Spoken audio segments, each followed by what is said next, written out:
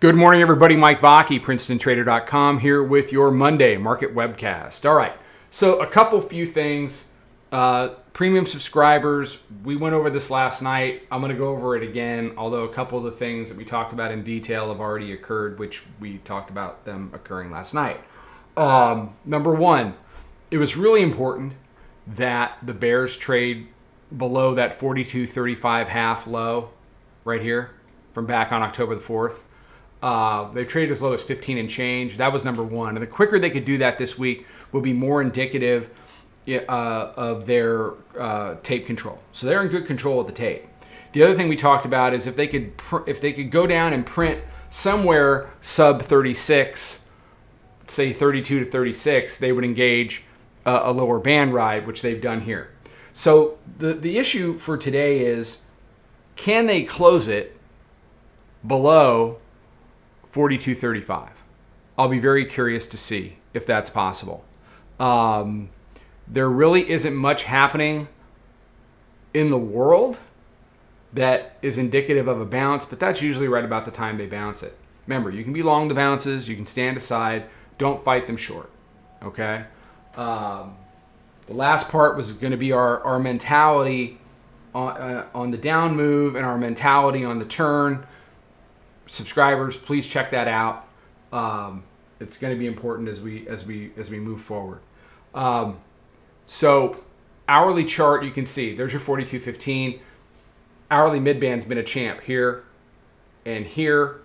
Didn't get a full throated test here, but so they break down off of Europe Open, and to the extent that they can hold everything below hourly mid, which is 42.51 right now, the more they're going to potentially be in control of the day. The roundy's open down here at 4,200. What happens when we get there should be interesting.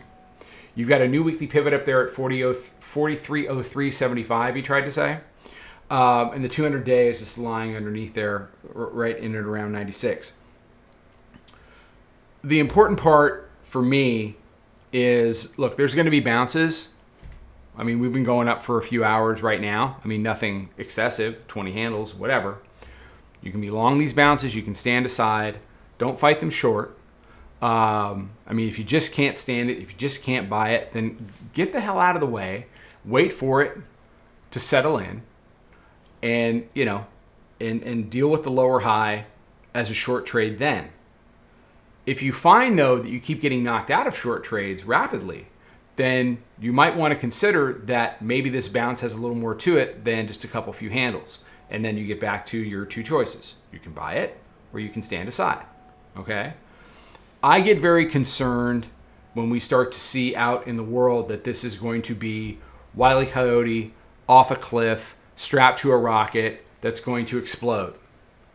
When that tends to be the universal consensus is when I start to get a little worried about shorts. Now, I don't think we're there yet. One thing that I have not seen, and I mentioned this the other day, there hasn't been an ounce of panic in this tape. Not an ounce. Through geopolitical, central banking, inflation, House of Representatives, everything you read in Barron's about why the world is spinning, on an axis, hurtling into the sun. But what we haven't seen price do is freak out. Is it going to freak out? I don't know. Maybe it will, maybe it won't. Who cares? But as far as the behavior of the tape goes, it's actually better for the bears. Like every perma short that gets their butt kicked 95% of the time is a perma short because of the euphoric feeling of when the market goes off a cliff and fucking explodes. It's great. It's great. It's great for a lot of reasons. But the biggest reason why is that it's a little bit exciting and my cat could trade it. Okay? Because when it goes down like that, I mean, just get your crayons and your Etch-a-Sketch and you too hop on your big wheel and you too can make money in the market.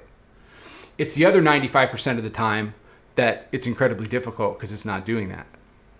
But when the bears take it down the way they're taking it down now, that's better for the bears. And it's better for the short case over the intermediate and the long term. Lower highs to lower lows and controlling closes is how bears make responsible progress down in a market. When they hop it a couple days and they throw it off a cliff, it's easier for everybody to just come in and just pick that off and buy it, and then rip them up and through, round trip a bunch of weak shorts, and up we go. That's not been happening here. So as much as people might want the thing to, go off a cliff and explode, that's probably the worst thing the bears could do to themselves right now. Just keep doing what you're doing, bears. Keep doing what you're doing. And when you get down to 4,200, you better not be out of gas. Because if you can get down there, and we talked about this last week, I don't know if it was on the subscriber webcast or here, might have been on one of the closing wrap-ups, you start to get into a situation here where there's a little, like if it was the upside, we would say, well, you got some blue sky, you've got some deep water here. And really where you have deep water back to is this whole consolidation zone from the spring. Remember this? This sucked. Remember that? So you're talking about a range of 42.06 down to 40.62.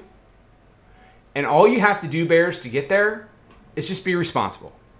Don't get ahead of yourselves and just steadily do it.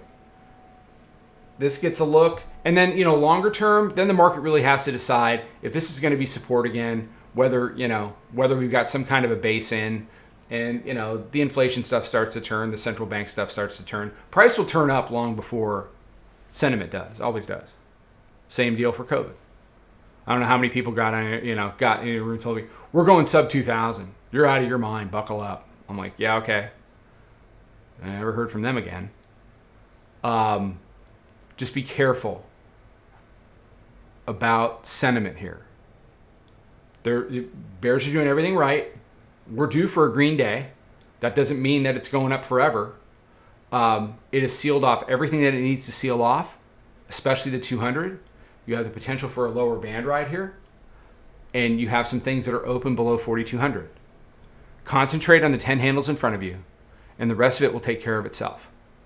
But it's when you start thinking about the 200 handles in front of you that people tend to do really stupid stuff with their account. Don't do stupid stuff. Okay? All right, that's all I got. Just real quick, VWAP's at 42.38, hourly mids at 42.51, proprietary moving average 42.26. And as far as the open goes, I would say 24 to 38 is going to be something we're going to battle over. We'll have to decide what that wants to do. All right. Have a good day. Don't do stupid stuff. Trade them well. We'll do a wrap up at the end, and then subscribers, I'll see everybody in the room, and we'll do a webcast tonight and build on the ideas we were working on last night. You want to watch it? Come check out Premium. I think you'll like what you find. Take care. Follow us over on Twitter, Instagram, and Snapchat at Princetontrader. Check us out on Facebook and join us for a free trial at www.princetontrader.com. Trade them well.